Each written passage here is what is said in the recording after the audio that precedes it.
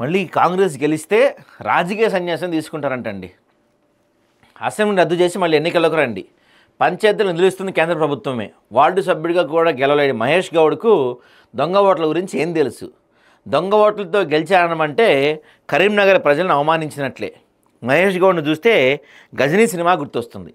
వాస్తవాలు తెలియకుండా మాట్లాడే మూర్ఖులు కాంగ్రెస్ బీఆర్ఎస్ నేతలు. కేంద్ర మంత్రి బండి సంజయ్ సంచలన వ్యాఖ్యలు. మరి నిజంగానే రెండు విషయాలు మాట్లాడుకుందాం. ఒకటి, ఓట్ల చోరీ గురించి వీళ్ళు చేస్తున్న కీలక ఆరోపణలు. మరి బండి సంజయ్ గారు చేసిన సవాల్ చేశారు నిన్న మహేష్ కుమార్ గౌడ్ గారు, మీరు మరి రండి, మీ 8 మంది ఎంపీలని రిజైన్ చేయించండి, తర్వాత రిజైన్ చేయించి దాన్ని అప్రూవ్ చేయించుకోండి, తర్వాత మేము కూడా చేస్తాం, ఇద్దరం కలిసి ఎన్నికలకు పోదాం, మరి రెడీ అని చెప్పి మాట్లాడుతున్నారు. దీని తర్వాత కాంగ్రెస్ పార్టీ చాలా అసలు మరి నిన్న మహేష్ గౌడ్ గారు ఏ ఉద్దేశంతో మాట్లాడారో ఎందుకు మాట్లాడారో తెలియదు, కానీ 2023 డిసెంబర్లో మనకి అసెంబ్లీ ఎలక్షన్స్ జరిగాయండి.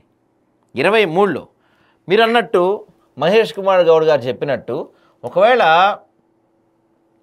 వీళ్ళంతా బీజేపీ 8 మంది ఎంపీలు ఈ ఓట్ చోరీ వల్లే గెలిచారని అనుకుందాం. మనం సపోజ్ అనుకుందాం, ఓట్ చోరీ గురించి చెప్తాం. తెలంగాణలో రైటా? సో 2023 డిసెంబర్లో మనకి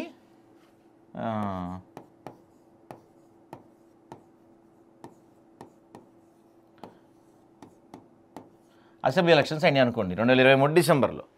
సో ఇక్కడ వరకు ఏం జరిగింది? వీళ్ళు కాంగ్రెస్ వాళ్ళు చెప్తున్నట్టు ఈ ఓట్ చోరీ కావచ్చు, ఈ ఎన్నికల అక్రమాలు కావచ్చు, ఇవన్నీ కూడా బీఆర్ఎస్ చేస్తూ వచ్చింది అని చెప్తున్నారు.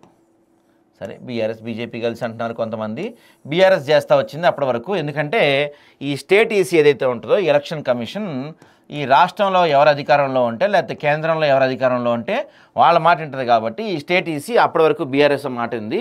కానీ జనం అందరూ గట్టిగా ఏదో చేశారు, తర్వాత గెలిచింది, కాంగ్రెస్ పార్టీ గెలిచిందని చెప్పుకుంటున్నారు. మనకి ఈ 2024 పార్లమెంట్ ఎలక్షన్స్ జరిగింది ఎప్పుడయ్యా అంటే, ఎంపీ ఎలక్షన్ జరిగింది ఎప్పుడండి? మనకి ఆల్మోస్ట్ మేలో జరిగినాయి. మేనైనా జరిగింది, ఆల్మోస్ట్ మేలో జరిగింది. అంటే దాదాపుగా 6 నెలల సమయం ఉంది.